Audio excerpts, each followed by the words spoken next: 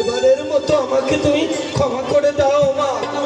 কাজের কথা ভুলে গিয়ে কখন জানো আমি হরিনাম গানে মত্ত হয়েছি। ও মা, সে তো আমি নিজেও জানি না মা। এমন ভুল আর কোনোদিন হবে না। ও মা, এই দেখো আমি এক্ষুনি ধান কাটতে যাচ্ছি মা। আর ভুল হবে না।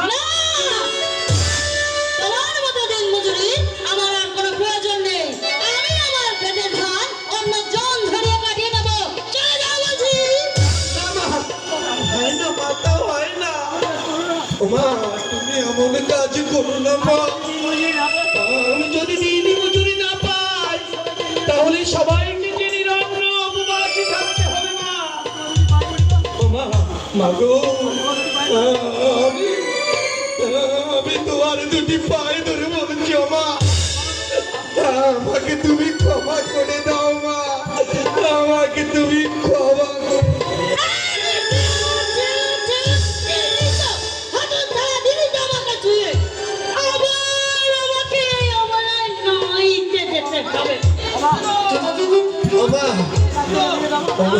তুমি আমার কাছ থেকে ফিরিয়ে দাও মা।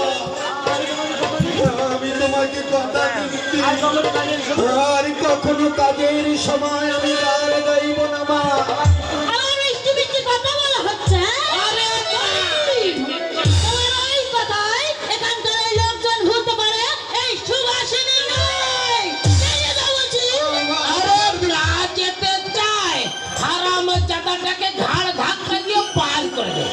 শালার ফাঁকি বাস কোথাকার জানেন দিদি, ও আমার বাড়িতেও কাজ করতে গিয়েছে।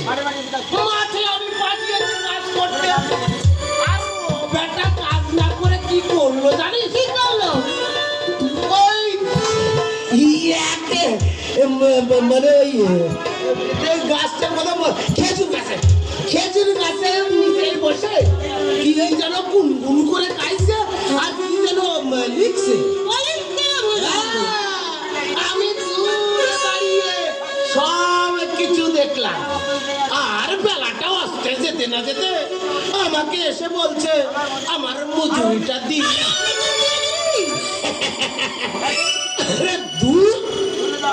মজুরি দেওয়া তো দূরের কথা, ওই হত ছাড়াটাকে রাত্রে হচ্ছে আলসের জাত। এই তল্লাটে কেউ ওকে কাজে নেয় না, শালার ফাঁকি বাস। আর তুইও জেনে শুনে কাজে নিয়ে নিলি। আর বলিস না, সে তোকে আর আমি কি বলবো। আর তোকে যে আমাকে এমন ধরে টেনে ধরলো, আমি আর ছাড়তেই পারলাম না। এই যে গায়ের কুলাঙ্গার, বলি এখনো দাঁড়িয়ে রইলো কেন? ভেবেছো দিন কেটে গেলে মজুরিটা পেয়ে যাবে? তুমি এমন করে দাঁড়িয়ে না থেকে অন্য কোথাও চলে যাও বলছি। আমি তোমার এই যে হরিয়ার শ্যামা, এখন কি করবে? একটু বলো বলবো আরে ছুসরা, আমাকে আমার ওবেলায় যাইতে দিতে হবে। কাজ কর্ম তো কিছুই করে, শুধু হরি করে বলি এই সংসারটা চলবে কেমন? কার সংসার কে চালায়? যার সংসার সেই তো চালাবে। এই মানুষের কি সাধ্য আছে সংসার চালাবে? সেই দয়া মায় যদি দয়া না করে, সে যদি কৃপা না করে,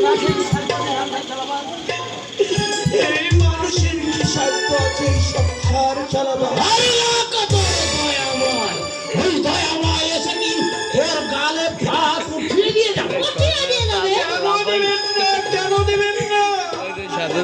বাবা খাবার তো কৈলাসবাসী মায়ের প্রসাদ খেয়েছিল।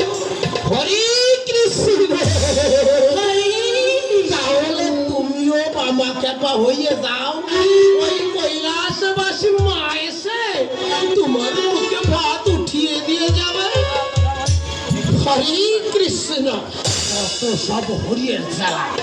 এই দিদি, আমি আর বেশিক্ষণ দেরি করতে পারছি না, আমাকে আবারও পড়ে ওই শিষ্য বাড়িতে যেতে হবে। যমুনাদের বাড়ি যেতে হবে। চল ভাই চল। হরি গোসাইজি, গোসাইজি, আমার কাছটা দেখতে যাও গোসাইজি। আমার আসতে নিবি? আমাকে তাড়িয়ে দিও না এই গোসাইজি। দিদি, দেখ না অশ্বিনী কেমন করছে। আরে এদিকে এগোতে হবে না, দিয়ে দে না। আরে দিয়ে দেবে।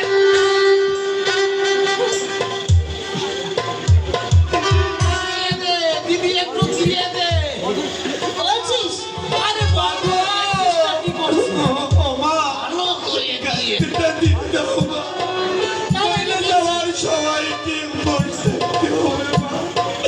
ও মা, এদের যন্ত্রণা তুমি কেমন করে বুঝবে মা? বুঝাবো কাছটা তাহলে আমি ওকে দিয়েই দিই। ওরে দিয়ে দে, দিয়ে আমার দে। আবার তো সারা গায়ে দয়ার শরীর, আমার খুব দয়া। তুই যখন এত করে বলছিস তখন আমি তোকে কাজটা দেবো, মানে তোকে আমাকে কথা দিতে হবে যে তুই আর আমার কাজে ফাঁকি দিবি না। না মা, এমন ভুল আর কোনোদিন হোক না মা। সত্যি বলছিস? সত্যি বলছি মা। ঠিক আছে, তাহলে আমি তোকে এবারের মতো মাফ করে দিলাম। ধর, আস্তে ধর। এ ধর। আরে বাবা, ধর না। এ ধর, ধর, নে, কাজটা নে।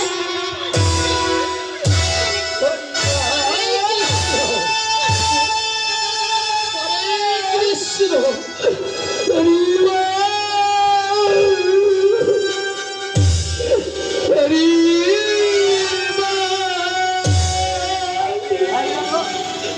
হাই বুঝাবো, বল না দিদি।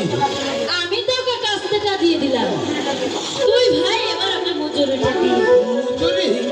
ঠিক বলেছিস। তা না হলে ওকে আবার আমার দিয়ে দে, দিয়ে অন্য দে। বাড়ি কাজে যেতে হবে। হ্যাঁ, হ্যাঁ, দিয়ে দে। আসলে দিদি, তোর তো দেখছি একেবারে সারা গায়ে দয়া। ওরে বাবা, দিয়ে দি, তাহলে ওর মজুরিটা আমি দিয়ে দিই। নে বাবা, নে। বাবা অশ্বিনী, এই নে। শোন, আসলে তোকে দেখি আমার ভীষণ মায়া হয়। আমার দিদিটাই হয় আর আমার না হয়ে পারে। দিয়ে দে, দিয়ে দে ভাই। এই নে তোর মজুরিটা নে বাবা। অশ্বিনী, বাবা, এই নে। তোর মজুরি নে। নইলে কাকে না করে দেবো। বাবা।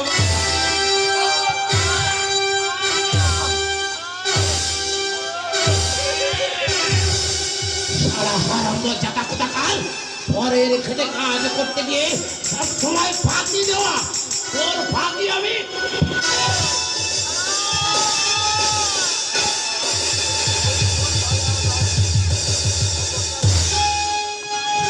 সারা আলসের যা। ওর যদি মনে থাকে জীবনে কখনো কারো বাড়িতে গিয়ে আর ফাঁকি দেওয়ার মন আসবে না। হরে কৃষ্ণ, হরে কৃষ্ণ। যাই, আমি ও পড়াই যাই। যাই দিদি।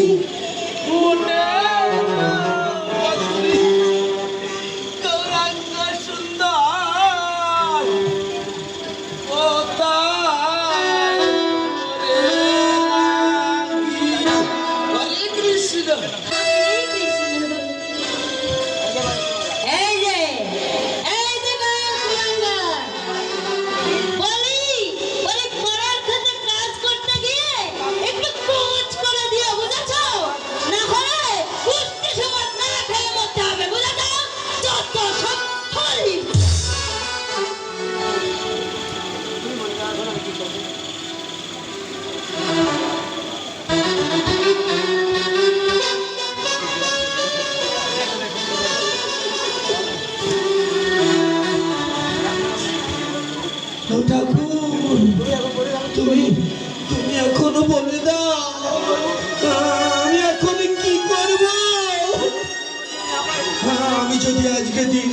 না পাই, তাহলে সবাইকে যে অন্য উপবাসী থাকতে হবে। আমার যে তোমাকে ছাড়া আর কিছু ভালো লাগে না, আর কিছু ভালো লাগে না।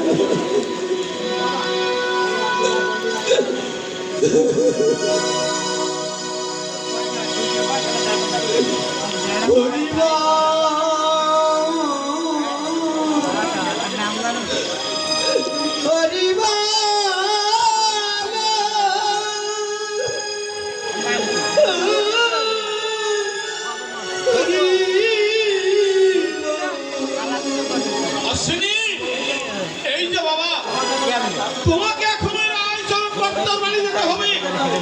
সেখানে বাবা মহানন্দ পাগল এসে তোমাকে যে ডাকছি। বাবা, তোমার কাজটা আমাকে দাও, আমি তোমার কিসার বহন করি, আর তুমি যাও ওই বাবা মহানন্দ পাগলের কাছে।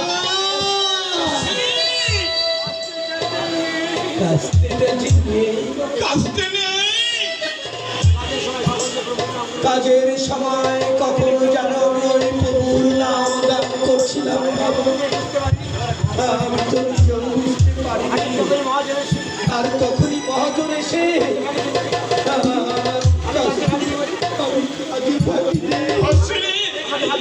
আমাকে ফাঁকিবাজ ধাপ্পাবাজ বলে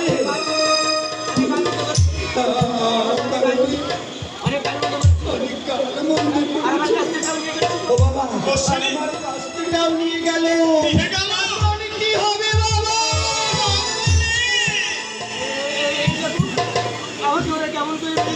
ও বাবা